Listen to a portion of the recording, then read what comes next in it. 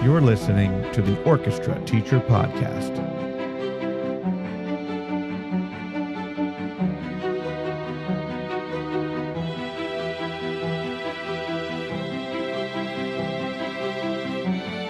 Welcome to the Orchestra Teacher Podcast.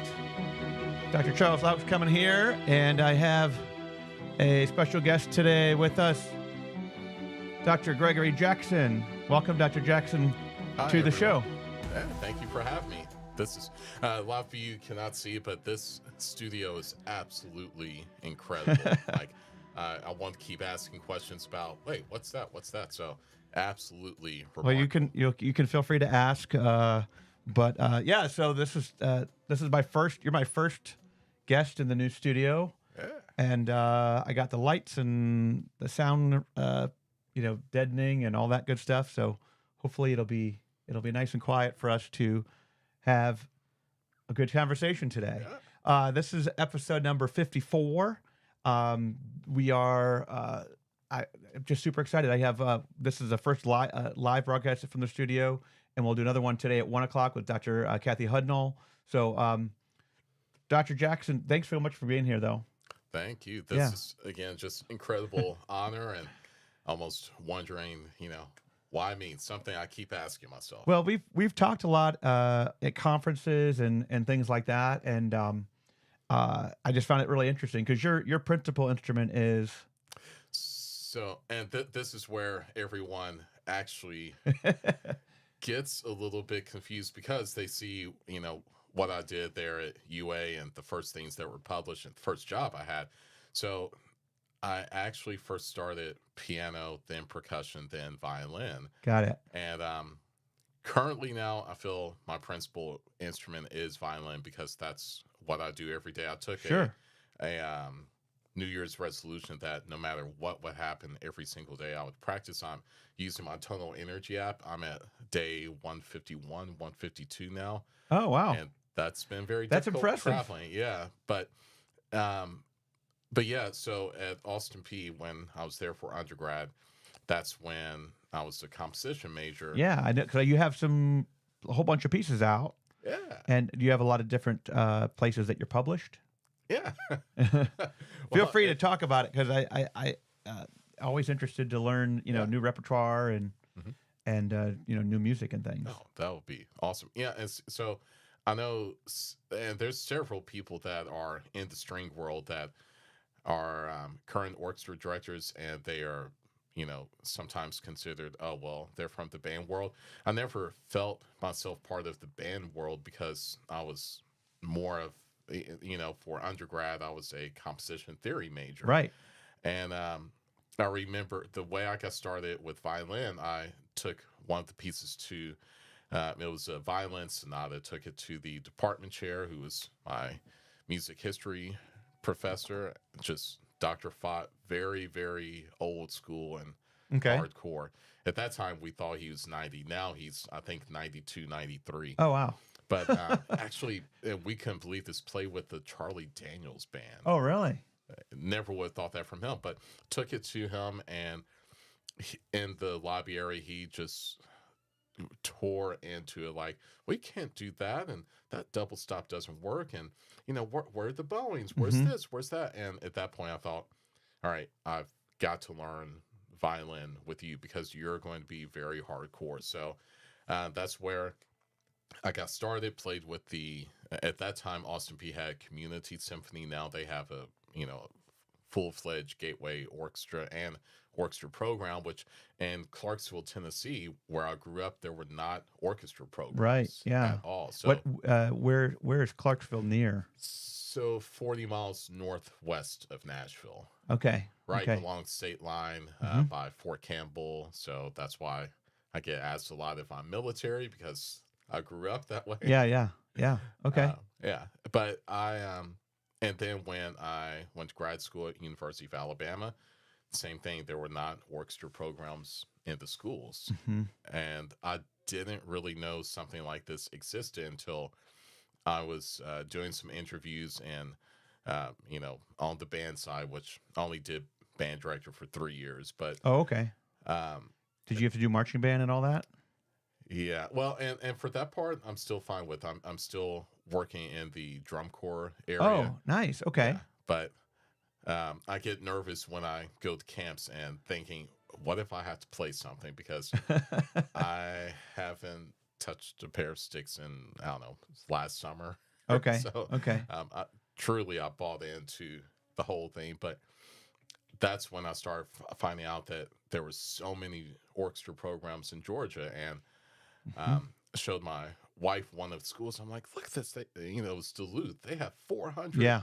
Yeah. This must be the one program in the state. And she said, that's what you need to do, because my master's thesis was string trio. Most of my early Okay. pieces were for strings, and, started writing symphonies at that point.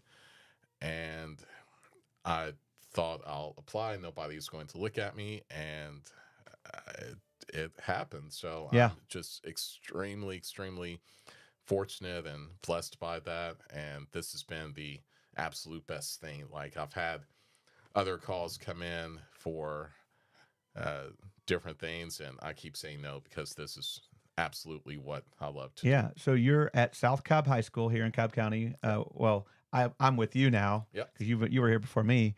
Tell us a little bit about your programming situation and about your school, and how long have you been there?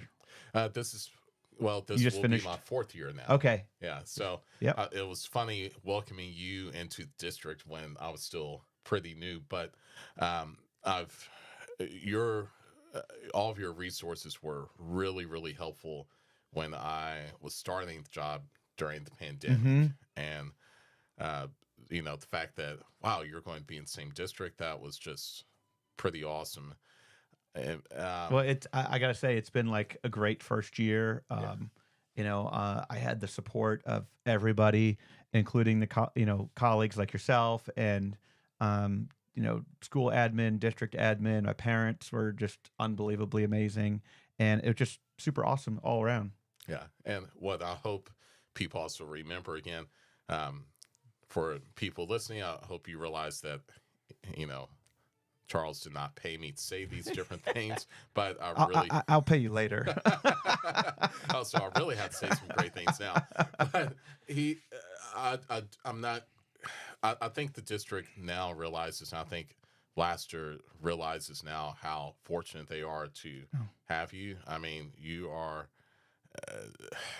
Well, and it's funny to talk about all of the great things you've done in the past, but then there's just even more things. And I want to get on South Cobb, but real quick, if some listeners don't know, you want to let them know some of these incredible opportunities you have coming up, Alaska and Oh yeah, everywhere. yeah. So I'll be there next week, doing like 4 days worth of PD for the teachers up there, and it was kind of interesting. I went back in November, and this is the first opportunity I've gotten where people have said, "We found you on your YouTube channel, and we want you to come out." So I was like, "Okay." So I'm doing that, and I went out in November, did like a 1 day, all day presentation thing, and they're like, "We want you to teach this class, these two classes, 2 2 day classes for 2 days of beginning pedagogy, 2 days of advanced intermediate pedagogy."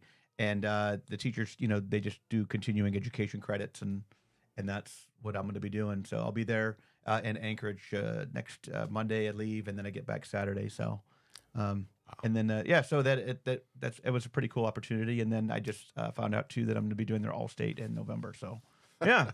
So it's gonna be pretty cool. So I think I'll be Alaska'd out after all this happens, but I'm excited about the opportunities, and so it's cool. Yeah. One of my favorite shows each Tuesday, well, it's on Discovery Channel. I'll say that way, so that way we don't get into some sort of copyright claim thing. But it's about Alaska crab fishing. Oh, so yeah. There you go. Yeah.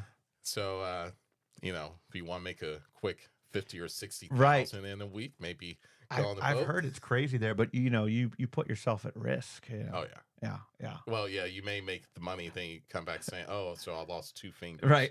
Yeah. Is it worth it? Not if you're a string player. No, You gotta I know don't. that. So, one things where luckily I don't have to put my body at risk like that is there in South Cobb.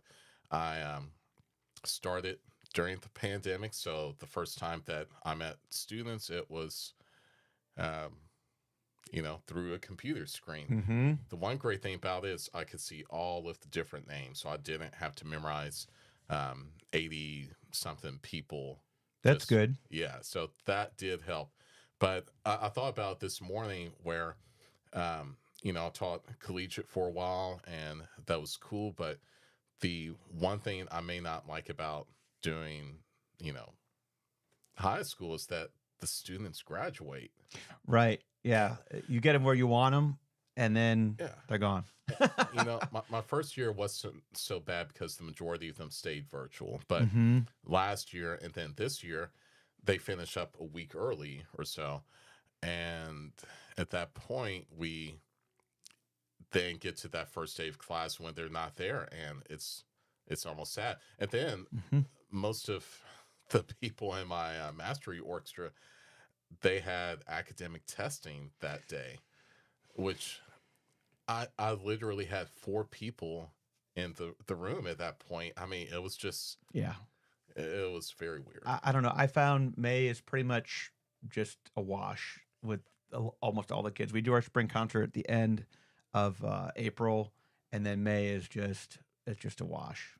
Yeah. See, last year, because we were preparing to have the first, true chamber orchestra there for South Cobb, most of May was spent just really, really getting into techniques that they weren't familiar with, which Mm-hmm. that was kind of surprising about. So I took from Elizabeth H. Green's orchestral bowings, took that and just put it on. That's a great resource right Yeah. there. Yeah. And then this past summer, I was at Messiah University finishing up orchestral conducting program and string. Did you do a degree there, or did No. you just do a certificate, or just some classes, or? Certificate, because when I was band director at St. James, and the way that happened, I was not really planning to leave ASU. And for those that love to see like a very, straight line approach in an interview, I'm sorry, this is very stream of conscious right now, but,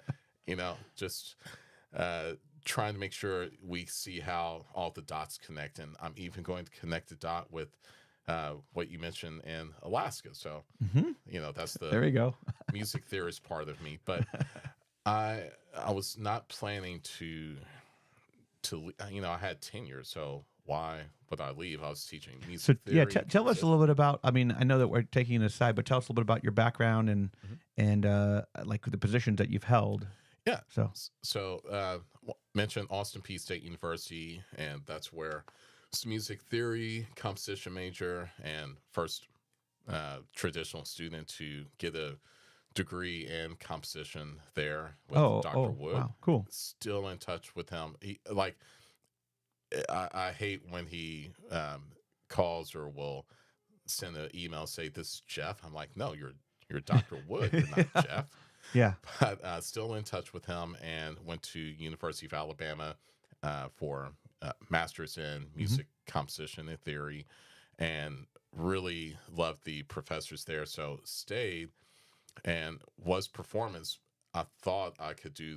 I took still all the classes for a composition theory major, but after a couple of years, they were like, "Yeah, we don't do a double doctorate." Oh, okay. So and there were some places that did, but they did not. Yeah. When I was finishing the last year, I got the offer for Alabama State University in Montgomery. So I was driving back and forth on Saturdays to finish my dissertation, and did teach percussion there, taught music theory, pretty much all of the music theory classes, because I was the music theory chairperson at that time. And then while there, after 10 years, got the offer for St. James, which I was really meeting with head of school to help him find someone. I was not since leave, but once he started just saying, "You can do whatever you want with the program. There's a strings class. You can start an orchestra at that point." Oh, wow. It's like, Nice. okay, this is what I've been looking for. So Great. Yeah, but 6 through 12 is yeah. what I taught. And It changed how I taught just a little because I was very kind of old school, hard nosed type. But when you see a little kid like that, um, You got soft. I got You got soft soft. until a Yeah. veteran director that would come Yeah. in and, Yeah. he actually ended up being the first cousin of one of my composition professors Oh, wow. that had just passed away at UA. And I remember Tom Borden saying, when you're giving discipline, don't smile. I'm like, what? And I'll say, but they're little kids. I'm 6'2". And he's like, it's not effective. The very next class, some, seventh grader Mm-hmm. did something, didn't smile, just told him, what not to do. And it was so effective. And, it was great having him come in so many times each week. He mentioned don't talk too much, which right now, I'm talking too much. Yeah. Sorry. Well, But this is what we do on the podcast. What are we going to do? We can't sit right, here. I And, can't just sit there. And, I guess we could play, but yeah, talk about each other's eyebrows. But he was mentioning keep the baton moving. And then a few days later, one of the, maybe Instrumental magazine, one of those came in, and that was the number one tip for conductors: keep the baton moving. And that's actually where I fell in love with conducting. I was wanting to improve my technique, found Leonard Bernstein doing Resurrection, mm-hmm. and it was a mistake watching that late at night. I couldn't go to sleep until 3 or 4 because I kept watching. Kept going, it. Kept it watching. Just hit me so much. So I then started buying pretty much every conducting text you could get, and then realized that would like to move to Georgia because the programs are so great. So I enrolled at University of Georgia for their Master of Music Ed program. Oh, okay.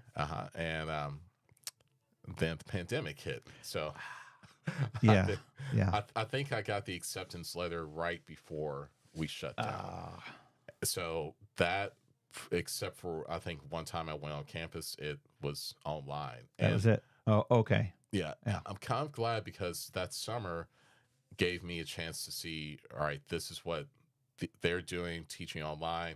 I'm about to teach online. So it kind of worked hand in hand a little. So I did that in education with conducting emphasis. And then at Messiah University, wanted to just focus on conducting. Didn't make sense to do another degree. So that was Certificate of Advanced Graduate Studies. So got it. Okay. I was in Pennsylvania all last summer, string pedagogy and conducting. It was okay. Great. Yeah. The awesome guy that took over my position at Alpharetta, Jake Hood, just finished his master's there. You know, Jake. We spent colleagues. the summer together. Okay, yeah. So he's great, and I know that he just did his master's recital with some of the Alpharetta kids. So it was pretty cool. Yeah. But I heard that program is really just it's actually really good, even though it's online. It's he raved about it. I wouldn't think something like that would work, but after going through UGA with it being that way, like doing a master's defense online, it was so weird. And then I remember I wore a suit, just from that. Yeah, well, and the research professor was like, "Wow, look at you, wore a suit and everything." What are you gonna do? Yeah, but even though Messiah was mostly online, that time in Pennsylvania with the professors and with the other students like Jake. The one thing I keep remembering about Jake when and with Messiah, so they split different categories. They had new to strings, then those who I guess majored, and then those that were kind of like the pro cast. Okay. And I was fine being in the category when we was split up with Jake, and that was sort of I was glad the professor thought I played well enough to be with that group. But it was violin and viola. I only started viola in June. Yep. And at that point, Jake and I forgot the other girl's name. I mean, we're sight reading all this stuff from, you'll have to help me with name. Sauceman House. Oh yeah, Kurt Sussman. I think that's how you say it. From Cincinnati. Yeah, Yeah, and yeah. we were supposed to find issues in the book. So, but Oh we wow. were deep into it. Like I saw that some of the things where he has it, scheduled for kind of easier. It's really like Suzuki grade 6. So That would be easier. yeah, I think for because his level, because they were playing all the yeah, major. yeah. But sight reading down viola, No, and I was getting a little no. frustrated. I went to her. I'm like, can you put me with the other group? She's like, no, you're doing fine. You're doing fine. And I hate it. But the very next day, it did start clicking on Hmm. viola where I didn't feel, because I felt like I was holding Jake and the other girl back, because I'm like, I'm not doing this. And What now? Were they on their principal instrument? Was like Jake on cello? nope, Oh, everybody's he on. was on viola. But Okay. what made me realize, well, the strings are the same for cello and viola, Yeah. so it may not have been quite so bad. But what I was going to say about Jake that was funny, I remember times we were kind of playing through stuff before playing as an ensemble, and he would have the violin set up like a cello and doing this. My high school orchestra teacher, he was a cellist, and he's the reason I'm here, one of the reasons. But every time he demonstrated, he would show us, and for me, like, to see the shifting and to see the fingers going down from that point of view was actually really really helpful. But he played everything, every example he played as a cello. He rarely played on his shoulder. And at first, I thought he was kind of kidding. Then he said, "Oh no, I'm a cellist." I'm like, "Oh, okay, makes sense." But I mean, there were a couple times I played around with my class, and actually, if I'm showing them something, it is easier if you're, in a large room. It's Mm-hmm. not like a private lesson. You have 40, 50, however many in there. Mm-hmm. It is easier to show them at this point, like, hey, you're going to shift here to this point. Yeah. Because when it's up here, at that point, they're like, they can't see it as Yeah. well. So I think from a teaching perspective, it's not quite so bad. Yeah. So No. anyhow, It's good. No, that's there really you go. cool. So That's those are all the degrees in schools, and wow. that's what I'm doing in South Cobb, trying to Yeah. get things turned around. I do feel that for LGPE, I don't want to say over programmed. I felt that Mendelssohn's String Sinfonia 10. I thought it was in their wheelhouse, but I felt like they didn't. What the band director and I were talking about is they didn't really have that champion mindset of, you hit that wall, and then you either just kind of stop, or okay, now Mm-hmm. we got pushed and get it past just playing the notes on the page. So those last 3 weeks, they just didn't quite get there. So Yeah. what I'm planning to do now is, when I say a little bit easier, I mean, we're talking about a piece that is supposed to be grade 6. I'm not really, it's a professional piece. So Yeah. I'm looking at probably doing grade 5 for them and having it be music that is really, really in their wheelhouse, that will Well, there's show their strengths. what I found is that there's, like, within each level, there's going to be the harder grade 5s and the easier grade 5s. And so my orchestra, my chamber orchestra, we went as a grade 5 this year, and we played. I would say kind of middle to the upper range of the grade 5, and I could have maybe stretched it and taken them as a grade 6, but being that I was new, I wasn't sure how they would be able to do 100%, like when it came down to it. Yeah. And so we just, but they ate it up. They loved the program. They loved the pieces, and then and they brought it. I thought they played pretty much their very best that they could have for that, at the time. Yeah. And that's the other thing, man. I've done this myself. If you have music that is so utterly difficult, and you're just worried about trying to get the notes on page, what chance do you have of making any music? Oh no, yeah. No. I mean, that's the thing is, if you're just barely making the notes, you're not gonna be able to do any kind of musical, have any musical effect at all. And our supervisor, Dr. Farrell, Yeah. came in 2 or 3 weeks before, to observe. And Mm-hmm. he was like, they'll be fine if they watch. Like, thank you. Please say that to them, because that's, Whenever you bring someone in, all of a sudden, like, they listen, yeah, and like they're the expert. As soon as it doesn't matter if they're more experienced, less experienced, or whatever. If they're a guest, they're the authority yeah. at that point. Well, they didn't watch, and one of the adjudicators said, if they would watch, it would be fine. Bam! You're like, bam! That's Yeah. it. That's exactly what I was saying. But here's the great part for Love when their, the adjudicators just justify everything that you've said for 8 weeks. It's like it's the greatest feeling.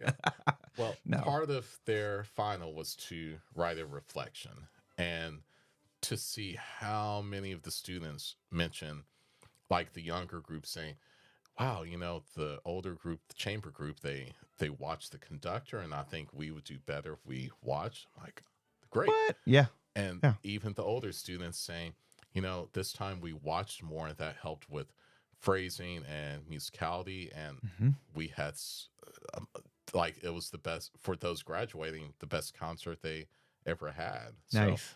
So I'm hoping that carries through now. They can start watching, because there's more to it.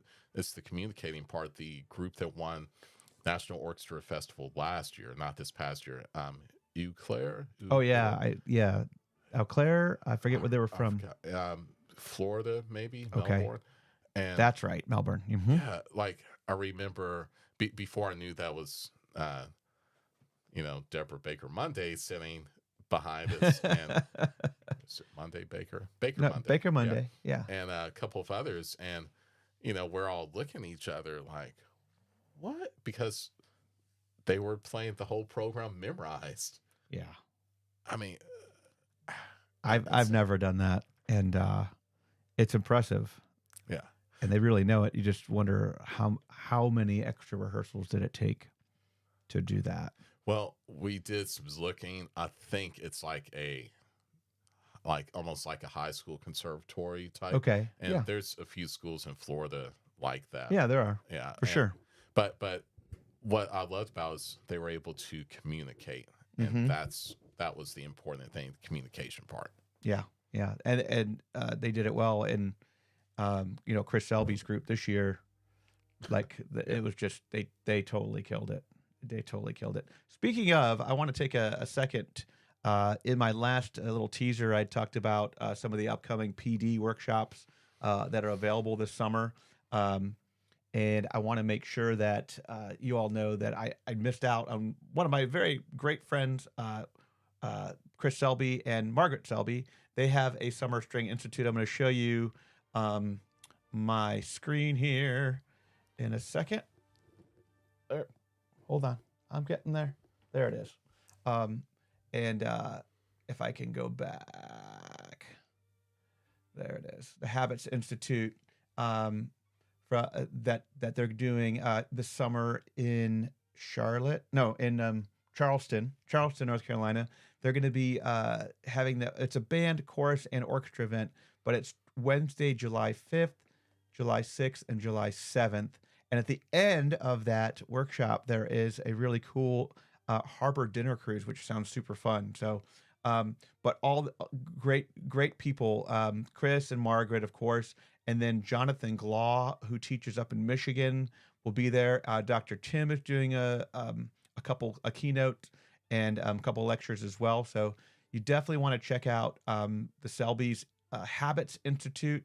And if you don't know the Habits book that Chris wrote, it's an awesome book, both the high school book and there's a middle level book. And then I know Margaret and Sarah Blackball from Gwinnett County are working on that beginning book now too. So definitely check it out. It's habitsuniversal.com, their website. And I wanted to give them a shout out. And it's important that, we keep our skills up in the summer. And if you could do something fun, like go to a 3-day workshop and then a dinner cruise in Charleston. And if you haven't been to Charleston, it's a beautiful place. So I wanted to at least give them a shout out and talk about their upcoming workshop that will be happening this summer. So right after the 4th of July.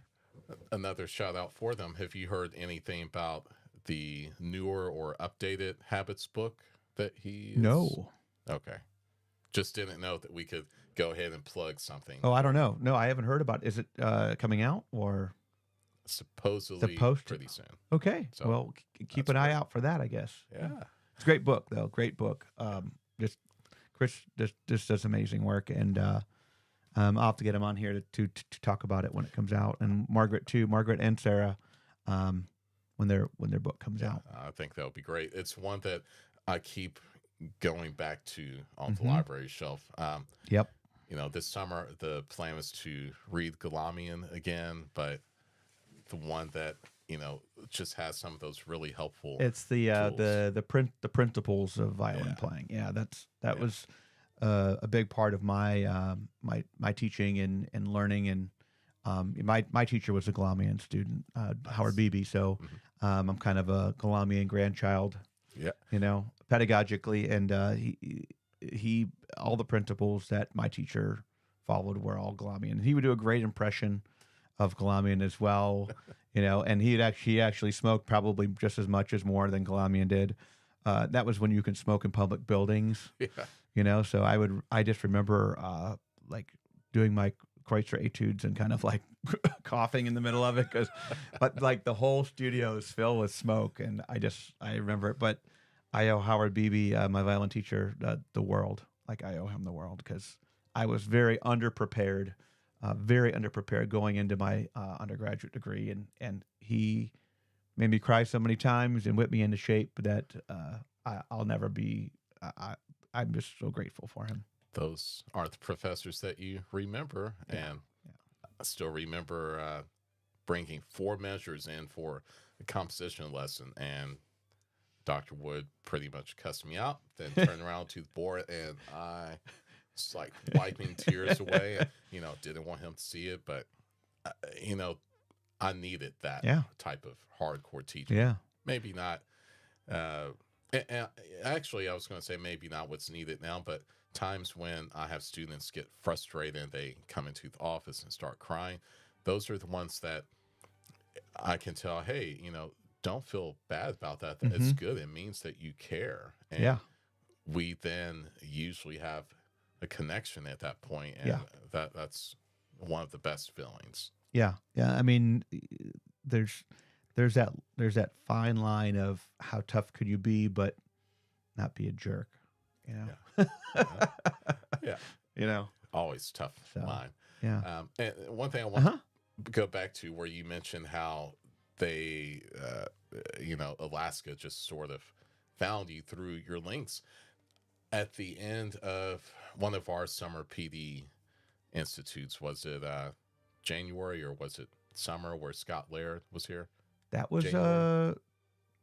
that was the spring, I think, wasn't it? Or was it the fall? I- It's a blur. Yeah, I think it had to be January because I met him. It was January. Yeah, Yeah. yeah. It was January. Because we spoke a little when he was the After the honor new we orchestra. went back to school. Yep. Yeah, that's right. And he had mentioned something about doing a guest conducting thing somewhere, and it finally popped in my head. And as talking about with students, I'm usually saying over and over to believe in yourself and that you are doubting yourself and picking up, but it is in my head constantly. Like I'm over and over. You know, I think I even started off today like, why me? And these different things that pop up even with Asta, I'm thinking, why me? So I'm trying to not have that type of mindset, or it's okay that if you think it, but just don't give life to those words. So he had mentioned something about guest conducting. So afterwards I spoke to him and just said, you know, I hate to ask because it feels like I'm, you know, self-promoting, but how do you get in that arena of guest conducting?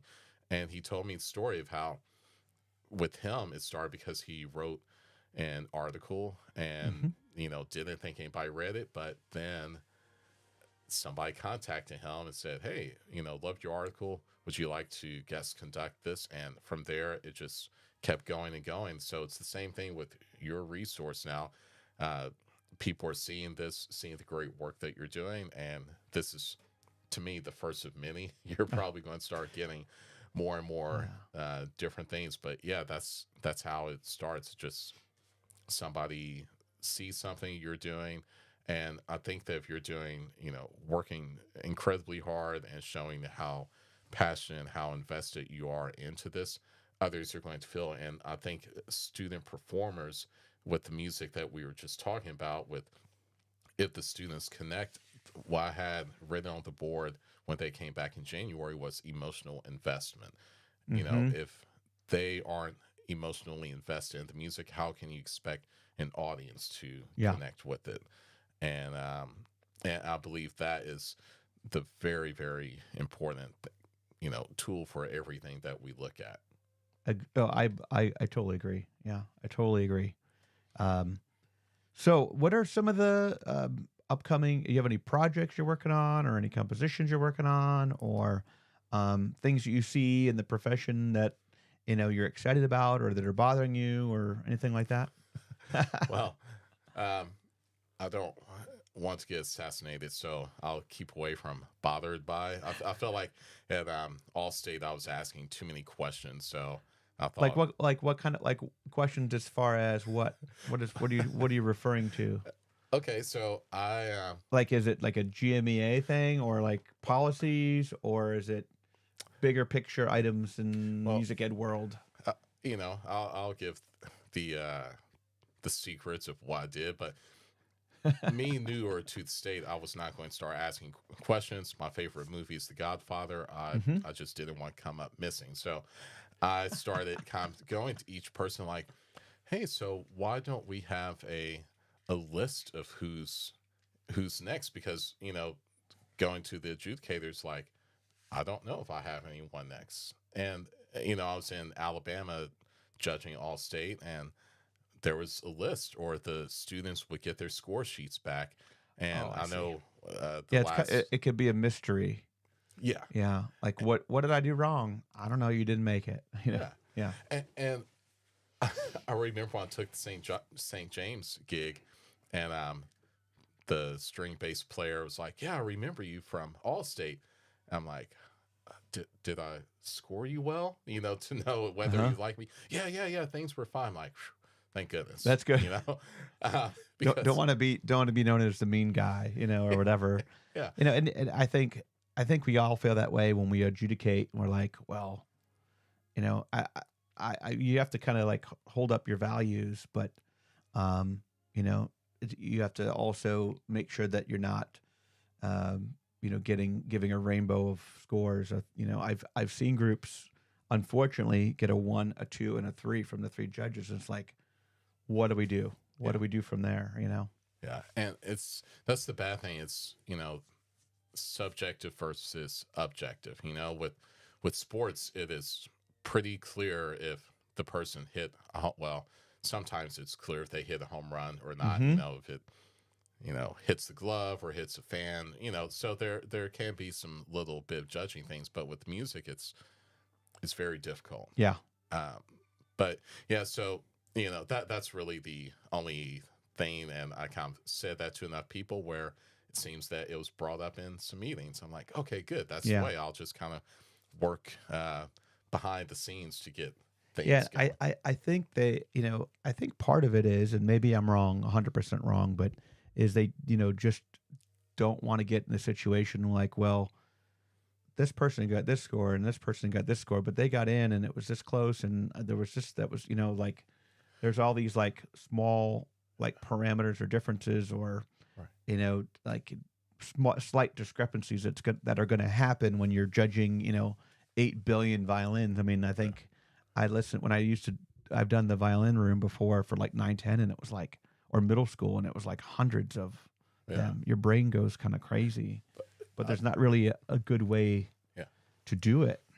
But even to me, even if maybe the scores were cut off or something, the judges' comments are really helpful. Yeah. And And I'll also say that there were times when you would just jot down a note or two, and it wasn't like comments, because you have a minute yeah, or 2 minutes to listen to an excerpt. but even that note or two, I thought would help. Okay. Yeah. So to me, the comments will help. Or if since we have so much technology stuff now, maybe it'll be too much, but kind of like with LGPE, you have recorders. Maybe after the student leaves, you can say, well, hey, student needs to work on fourth finger Hmm. vibrato, and they probably should do more shifting, or there's imbalance in whatever it Yeah. is, just something where the student now knows, okay, that's what I can work on. But anyways, There's a little takeaway from it. Yeah. And for a lot of kids, it's a sight reading that they bomb, because it can be challenging, and, kids can practice all day and all night and get that excerpt or the etude yeah. down. But when it comes to sight reading, it's like, that's it, Which to me is weird. I know a year or two ago, had my concert master was waiting for a tennis match or volleyball or something, and she was practicing. I'm like, hey, let's sight read, let's go, and I was scared because she's incredible, and I'm like, I'm going to get blown out of the water, and it was the reverse. I'm like, I'm out sight reading you. Come on, like, Yeah. it shouldn't be that, but she saw that as a weakness, and she improved. Graduated now. Hopefully, she will keep going. But sight reading's something that has to be done a lot more. So that's not necessarily one of the projects I have coming up as far as writing sight reading book, but Right. one of the recent projects you did see when you mentioned Kreutzer, that was the whole inspiration for the book of violin etudes that I did. Which, Yeah. Those are, and they're not easy.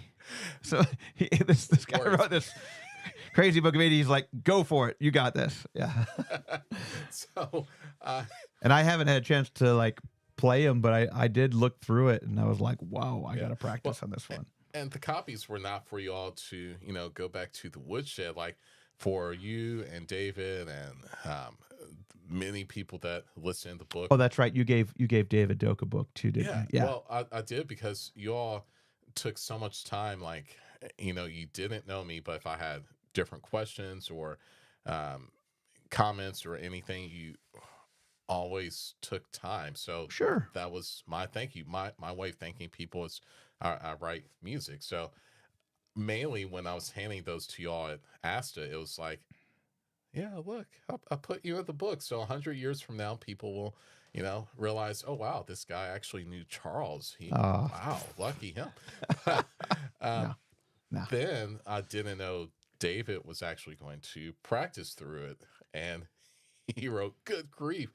And at that point, I'm like, oh, no, because I really tried to write easy. A couple of pieces that I just finished up, they're supposed to be easier, and I really have to think about it. So one project I have now, I think I'm just about finished with the first movement for my first violin concerto. Whoa, cool. I've now just got to fill things in. I tried so hard to not be one of those challenging people, like it's not the soiree cadenza or anything like that. It's the you don't want to be the person who's like, well, that's impossible. Well, or I'm just gonna make it as hard as I can for you to play my music. well, one concert where ran into David at was ASO was doing the Brennan concerto, and to read in the program notes that Brennan loved extended techniques and threw every technique possible in there. Like, I don't want to be that guy. Yeah. And so this piece, even though most of my composition influences from Rachmaninoff and Shostakovich, Tchaikovsky, Cool. kind of Beethoven for form, this one is really following sort of the style and form of Sibelius, which didn't see that, but it's a really great.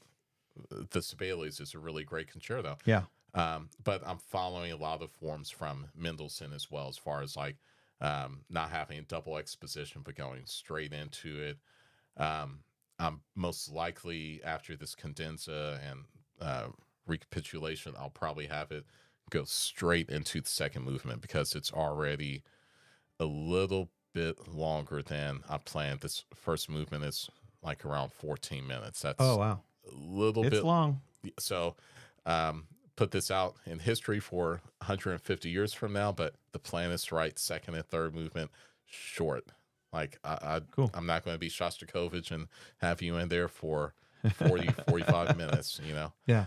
But yeah, it's pretty great. Doing this, it's difficult because again, I want the challenge, and there's certain things where I really love, like the what I or a lot of people call the Paganini bowing. You know, Hmm. like there's just certain things where it just worked with the music, so I'm putting it there. So at some point, you and David probably, once you're done traveling, will start getting some little things like, hey, Is is this this okay? okay? Because the first part of it, I could play. Like I'm in, I play Kreutzer, and like I'm in okay violence. I'm not anywhere near the level as you and Oh, David. not. Yeah, Sorry. David is a really good player. And Yeah. you too, Oh, people, you need to see Dr. Lau play. He's oh, not. No, incredible. no. Yeah, I'm yeah, not. he is. Because we No. have our reading things, and I'm usually sitting behind you. And Well, I can play the grade 4 music. there was one piece. Did you do the Georgia meeting back in September Yeah, I think at so. Oh, the fall was workshop. it Westminster? The fall workshop. Yeah. I don't think I was able to go because of baseball Oh, games. okay. Yeah, Well, I think I I missed went. that one. I'll be honest. I was sight reading everything. I was fine, but then we did one of the Joseph Boulogne pieces. I don't know him. Yeah, now we're starting to see all these works, and as soon as I saw sevenlets, I started coughing. I'm like, oh, I need some water. And then they started, and then I'm seeing all the others like stopping and just giving up. Like, yeah, I'm not sight reading that. So I jumped in on the next piece. Yeah, But yeah, like I could play the concerto I'm writing to a point, but it's now at a point where I can't play some of yeah, this. and So I know that uh, you know, I I get this, and I'm sure everybody does out there. That imposter syndrome. Where you just like, I don't think I'm good enough to be able to do this, or I think like whenever I give a presentation, I'm like, well, they're going to know everything I'm going to talk about. yeah, And that doesn't. I mean, obviously there are times when people know a lot, but not everybody's like, oh yeah, I've heard this a million times before. So it's, but we get that, and in terms of teaching and playing and performing and working with our kids and all the things that we're expected to do. I think that imposter syndrome can be pretty detrimental sometimes. and that's one reason I try giving what I hear people say, giving people their flowers. I try letting you all know, hey, you're doing some great things, because a lot of times we see a person, we think, oh well, they believe they have it all together, I don't need to tell them they did something great. But they need to hear that, because it plays through my head all of the time. Sure. So right now, or I guess starting tomorrow or starting July 1st, I'll be the chair for the mentoring committee for ASTA. Oh, nice. But then I got asked to be on the content committee with Dwayne. Oh, great. Yeah, but at that point, I was thinking, why me? And then I got an email from Lynn Tuttle Mm-hmm. about the new canon project they're doing. Right. Well, that was something I wanted to submit my pieces to get looked at. Absolutely. Instead, they want me to kind of vet some of the composers and be one of the mentors. And Wow. I was again sitting there like, why me? Like, Yeah. what? I'm not. And again, it's okay to think, hey, I'm not good enough, but you don't give that stuff life. Don't speak it. So Mm-hmm. I do want to start changing that part of my mind to think what should be good. There was someone that I'm working with at ASO, and she mentioned, hey, if you have something you want us to look at, let us know. I'm like, nothing's good enough. So about a year later, Nothing's good enough for the Atlanta Yeah. Symphony Orchestra. yeah, because the symphony, they're not going to commit 30, 40 minutes for an entire symphony, not Right. for a new person. And so I thought I'll write a similar to the Brahms overtures. So Oh, like did yeah, like a tone overture. poem. Yeah, Yeah, and fantastic. I sent a recording to Bob Phillips because he was. I knew it was going to be, even though he's not with Alfred, I knew it was going to be past their catalog, but just that was going to be sort of that first, this is what I'm writing like. And basically, I tried as much as possible to make it like Brahms because that's all orchestras want to play Brahms, Yeah. Beethoven. But this piece might be good enough, you know? Well, I Cool. mean, not saying they're going to play, but I know that some pieces, if I think that it's not too hard, I'll find out there's something difficult. So I'm really trying to make sure that what I write is not just blazing difficult unless it's a piece where I intend for it to be blazing Yeah, difficult. that's awesome though. Yeah. That's So, awesome. but those are the Hopefully that'll work out projects for I you. have. Yeah, well, you know, I hope so. I mean, those are things that I'm working on. I'll be honest, I kind of want this concerto done because I want to enjoy the summer and not feel guilty. I don't want to watch a baseball game or, you know, do one of my hobbies and then feel guilty like you should be writing. Right. Yeah, we have to do that. We have to, and I think I mentioned that in my last episode is like taking time for yourself, because we can get burned out, or we can get just work so hard that we're like keep going. And I'm doing this over the summer, but this is something that I enjoy doing and enjoy chatting. So it's work, but it's fun work. Yeah. And we can take our work and make hobbies out of it, or I'm not teaching all summer. I'm teaching a little bit. And I get to go cool places and do that and meet some new people and whatnot. But I've already, like, over the last weekend, I was on the boat like 3 days already. So Wow. yeah, Well, and my intentions doing the podcast was not, be the one to talk live. It's almost going to be secretly an interview for you too. So, no, but one question on that I have for you is, what are some different things you're doing to, because you have a lot going on. You're asked to, you know, Ohio State workshop over and over. Like I well, did the, I went there, and ever since I was a TA with Bob, in 07, 08, I've pretty much presented just about every year. And it's just 1 or 2 sessions, but it's nice for me to get back to the homeland, which is, and see people there and visit with Bob and everybody else, all my friends that are there. And then this year, maybe take a trip up home to Cleveland too. So see family and do all that as well. and see, I didn't know. I don't know where I thought you were from in Ohio Okay. until I heard Cleveland. I was born in Des Moines, Iowa. So, Okay. most of my family now has moved to Denver. I think one uncle's still in Des Moines. So, Okay. Yeah. going to Des Moines isn't the thing. It's going to Clarksville or see my sister in DC. But yeah, I mean, is this sort of the one time of the year you get to go to Cleveland? Yeah. This is pretty much it. Yeah. Yeah. Visit family and just, like I said, spend some time on the lake. And I got tons of yard work to do and projects here. And I mean, yard work up there? in no, Cleveland? yard work here. Okay, good. Yeah. Which, Right in my this is- backyard right there. It's a beautiful area, but with all the trees. Yeah, I and bet I you had have a couple one. taken down, and I have to still clear some Yeah. wood and bonfires and get rid of it, and stack it, and Yeah. deck staining and all those things that Ugh. a lot of homeowners do. Ugh. I like to do it myself if I can. Yeah. So Yeah, I was supposedly doing some yard work, but I'm waiting for the rain. I've got some baby trees that are growing, Mhm. and I just don't need that. So if I'll Yep. shovel, I thought, yeah, I'm going to get this going, and the ground is just a little too hard. So okay, yeah. I gave up. I'll wait for the rain to come. When you have a home, there's always something that needs to be done. But see, I'm further out. You're in. I mean, is this Marietta or is it Kennesaw? This is technically Marietta, but it's unincorporated Cobb County. So it's Marietta's mailing address, but we're not in a city.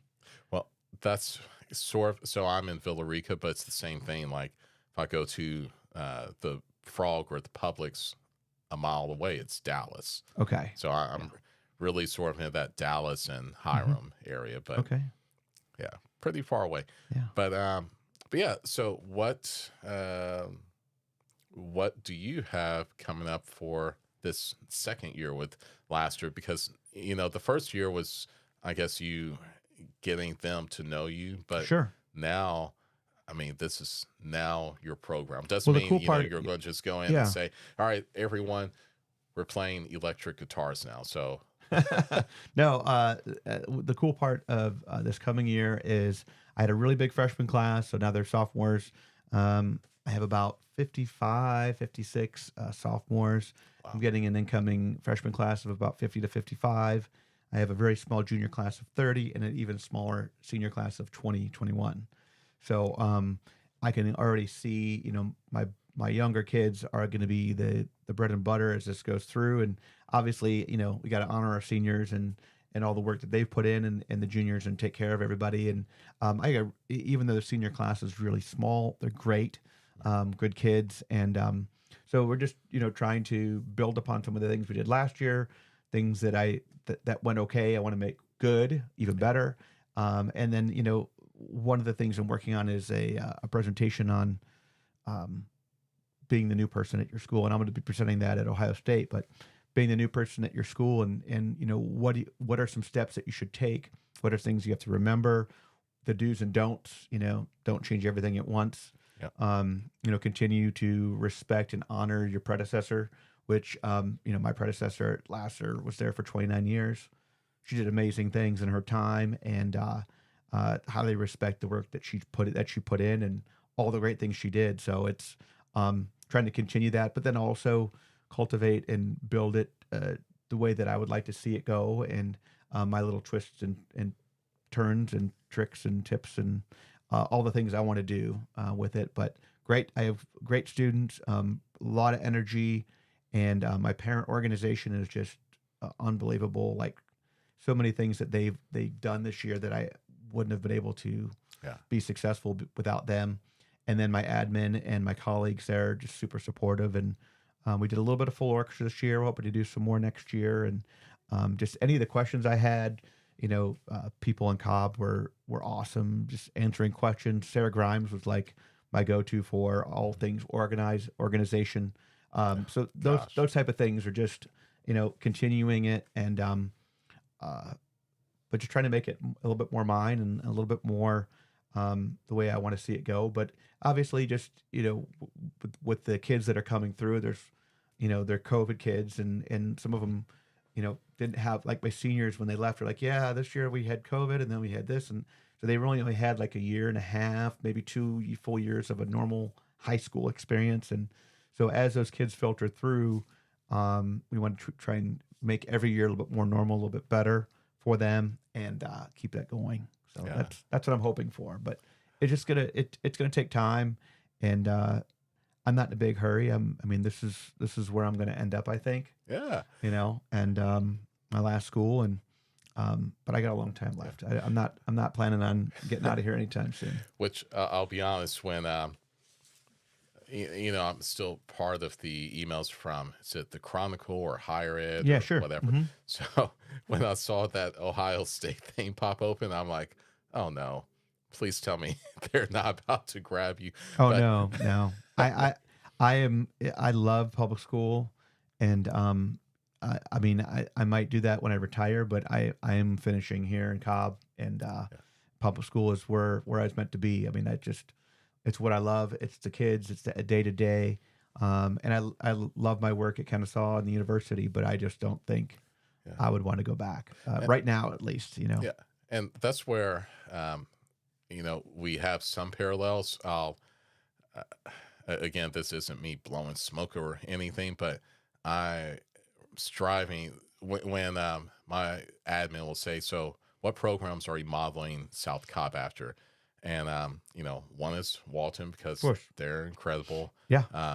Hillgrove, Johns Creek, but when it comes to being the director, it's you. So that's why you probably thought when I emailed something. I'm going to take myself off the screen now because I'm blushing here. No, but it's so true. Like you are doing so much, and that's where just starting to wonder then, like, yeah, like you uh, doing this level is just the type of connection you have, because I taught collegiate too. Like, you just, I don't know, it's just feels like there's more of a connection with public school, and I taught private school, and that was great. But like, I wasn't moving to Georgia to be at Cobb County, which there are some people that do that. But Hmm. getting to this district and hearing the comments Chris said at our end of the year celebration, I mean, he's absolutely right. Like, I just haven't seen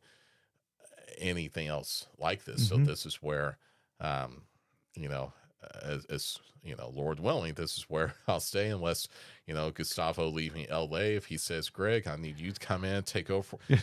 you Just know, come like, on in. I may still say, hey, I'm sorry, but you know, I love it here, and the things that I believe you're going to be able to do, you know, where you were at before was really, really great Hmm. program. Yeah. And Jake is going to do really well because he's got that set up. But you know, you're coming to a program with a lot of history. I'll be honest, like, each program I've been at, it's always been a rebuild. Hmm. Everything's been rebuilding, and that's fine. But now you're coming to like a historical type of school that, you know, everyone knew of because of Alfred Watkins on the Hmm. band side. So Hmm. the things, like, I really feel that, you know, you're just having to start, but you're going to see some things just explode over there. And uh, I'm hoping for that. I yeah, mean, so I'm I just can see it saying, happening. be You know, in ready for it. the next 3-4 years, once my last year's freshmen are come up, I can see some really cool things happening Yeah, too. and it may happen sooner than you think. I know that like where we ended this past year, it's where I was projecting maybe 5 or 7 years down the road, and we got there a little bit sooner. I was not looking to start doing, That's you know, great. that type of literature. So you may see that, like, this might be the year when you start saying, oh, we're getting ahead of my projected plan. So Yeah, just that would be be nice. prepared. I'm not going to complain if that Yeah. happened. You know, but yeah, and I'm not in a big hurry to get to GMEA or whatever, and play there. It just when they're ready, they're ready. And Yeah. that's Well, you know that. well, it's about the journey, not the destination. That's That's right. something I That's keep right. reminding myself. And those great things, like, they're just going to come. And same thing, pinpointing back to the Alaska thing, it just kind of happened organically, and that's how things are going to happen as well. That you know, the new governor, in however many years, I don't know when his term is up, but at some point, you know, they're going to have the election party thing, and then they may say, "Hey, my nephew went to last year. I want your orchestra to come play." You know, so, you know, like, Yeah. there's just things in the pipeline that you don't see coming, and it's going to happen. So I think you're in a just remarkable place to be, and I think, like, I'm excited to see the different things that happen, and I want the reason why I'm saying these kinds of things on a podcast is because I want people to, as they're seeing these incredible guests you have, like you had Dr. Hopkins, Yeah, right? yeah. And I've got his two gigantic books, you know? It's a great resource, and his YouTube channel is like Yeah. second to none. I mean, it's so Yeah. great. But I don't want people, especially students or those who are new to the teaching realm, to see their colleagues or their friends do something great, and then the jealousy sets in. Like, well, why them? Why? Well, you need to celebrate as people have things going on, because as you do that, I feel everything's a test, and then as it's seeing how you're doing that, then you're going to be rewarded, and same thing. So Well, that's why I love making the resources that I make and putting those out there, because I like when people use them and they're like, "This helped me." I'm like, "Good. That's what it's for." I mean, selfishly, I do make them some of the things for my students as well, yeah, and I use them. But there's a lot that I put out there that are just kind of like, well, for me to think about and for other people. So I enjoy that part, giving back and as much as I can, yeah, because it really is about the kids. It really is about um, for the betterment of the profession and for the future of the kids. Because my favorite thing is seeing what my former students do with their lives, like what the careers they go into. Mhm. Doesn't have to be music. The families they build, the people that they are. That's for me. That's the most important thing. Yeah. Speaking of that, I got an invitation a few weeks ago. Didn't know what it was. First, I thought it was, I don't know what type of card, Easter or something like that. And then I read, I'm like, who are these names? And then I realize John Faulkner Cunningham. Faulkner is what I called him. I'm like, he's getting married. I started teaching him when he was 10. That's the best. It's the best. And, it's in Mississippi. It's this weekend. That's why I'm saying it's funny you mentioned that. Also, I guess, licensed teacher in Bujinkan martial arts. Mhm. And there's very, very big thing happening this Saturday. So I won't be able to. At first, I thought, okay, I can train in Dunwoody and then drive to Jackson, Mississippi, and make it in time. It's not going to happen. It's hard. So, It's hard to make everything. I had a graduation party for one of my alpharetta kids this Saturday, and I wasn't able to go because I had someone coming to help me fix the deck that needed to be and it was just bad timing, and I felt terrible. But it's you can't do everything, I guess. But that connection, that's what's so cool, that you are not there, but those students were still connected to you and they wanted you to be there. And it's fun to see that. I still follow the Alpharetta Instagram, and it's just neat to see their senior pictures, and it shows where they're going to school, and it's like that's really cool. yeah, Really and cool. I feel that happens a bit more with what we're doing now as high school orchestra directors than I've got a couple of students that I'm still in touch with from ASU, but we're talking 10 years there, and really just one that I'm in touch with. And that's because, when I started there, he was almost my age. Yeah. So, it's awesome seeing how, the impact that you've already made on the lives of these students. And the same way we talk about our previous teachers. It's weird, but I guess hopefully they will speak about us in a good way too. Mm-hmm. May not be me so much. It might be, oh, I can't believe this man, what he made me do. Yeah. No. It's like I said, one of the greatest things in the world is just getting to see what your kids do. Yeah. Well, this has been awesome, and I'm so glad that you're here and being able to spend some time, with us and just chatting about everything we've chatted about. So I hope you'll have a awesome summer. Do you have any other big plans for this summer? So when I was standing by, and I appreciate you and David not shooing me off at Celebration thing, but I was standing by hearing y'all like Yellowstone and Alaska and all this.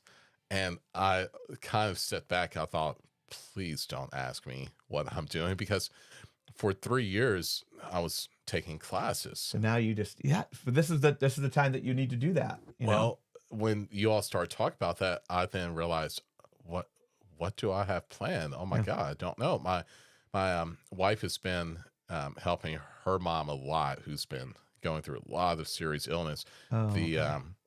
So the one thing that did pop up, my niece is in DC. They're getting baptized, so my mom wants to go up there. So I guess we're taking a trip to DC, and then still working with Southwind Drum Corps, so I'll go down and visit them a little bit. When does that start or end, the drum corps? Or is it all summer? So it started back in November. I just haven't been. And the couple of dates I had planned to work, they had changed date or location. But starting, I guess, sometime next week or the week after, they'll have move-ins. So I'll go to Mobile area a couple times and just kind of say, hey, this is what works, that doesn't make sense, that sort of thing. I'm not really in there teaching notes or Okay, anything okay. like that. It's like, for me, it's more of the overall program. Nice. Like how is that the storytelling part. So I'll do that when kind of, I hate to say whenever I feel like, Mm-hmm. because for this year, I told them I sort of want to do this pro bono, like let the other staff, they're flying in, let Mm-hmm. them get whatever money. I don't want to hit the budget. So I'll just go and help out. Next year, Nice. God pay me. But I've been working with them since 2019, or 2018. So I've got a connection. But Cool. besides that, I'm really eyeing this habits conference now. Okay. I did not have that on the radar, but to see Dr. Tim is going to be there, like Yeah. he's another one of the And you huge. I don't know if you know Jonathan Glaw, influences. but you need to meet him too. I have not met him. He's awesome. Yeah, He's so awesome. I'm probably going to figure out a way to make that happen. Cool, And cool. hopefully get to a Braves game or Yeah, two. for sure. Yeah. So Well, I do want to give our audience just give you a shout out to our audience. Your website is inner3.com. What is that Inner3? all right. So I'm just curious because you have your publications and everything on here. Yeah. I'll go ahead and get to the bad thing. I think you're going to see a quote, and I'll have to explain that if it is on this page. But took a while to figure out, to think about more of like a brand thing. Okay, this quote is okay, but a lot of my Some of your pieces- quotes are not okay though. We will not share that. no, there's the one quote. So Okay. all right. So as far as that one about he's the Bach of our time, it was sort of a joke where piano professor at ASU was walking through the hallway and he said, "Well, if it isn't the Bach of our time," I'm like, what? And then I went to help out another program there in Montgomery and said, I wonder if you're going to be like Bach. You're not really known until after you die. And Until afterwards. I was teaching that a lot in music history courses, and that took a weight off my shoulders. I thought, I'm okay with that. Like, what I'm writing may not be that popular now, but 100 years from now, they'll say, wow, he was ahead of his time. Yeah. There you go. But so Inner3 and a lot of the pieces that I write, even if it may not be just outright there, it's usually connected to my faith. And at the end of each piece, I have SDG. Again, caught that from teaching music history course, where Bach wrote Soli Deo Gloria. Okay. And since I've started doing that, it becomes tough, especially like with this concerto. There's things I want to write because it was supposed to be the next Tchaikovsky, and it's not. It's going this route of, like I said, the Sibelius. Didn't see that coming. And I think the more I take my ego out of it, of, okay, this is what has to be in the piece, and it has to sound like this, and it has to be this way. And if I just, write, so a lot of times I feel that it's not necessarily me writing, but, him, higher power. So that's where Inner3 comes from. It's on the inside, having that Holy Trinity and letting everything be connected. That's to cool. That. Yeah. That's cool. So hidden like it. meanings. Well, I appreciate you coming on. Like I said, it's been awesome to get to know you this year, and I appreciate you reaching out because a lot of people don't, and it's just neat to get to know you, and looking forward to seeing all the work that you're going to do. Appreciate it. And I promise I actually am not a big talker. It doesn't seem like it. And that's why I compose. So that way I don't have to say as much. But I appreciate you having me on, and listeners, and please keep supporting this website and podcast because absolutely incredible. And if you ever need to reach out to me, please contact me. I would love to help out any way I can. Awesome. Well, thanks again. Thank you. Appreciate it. So this is our episode number 53. We're going to be on here in about 45 minutes at 1 o'clock with Dr. Kathy Hudnall. So we will see you all in just a little bit. Thanks again.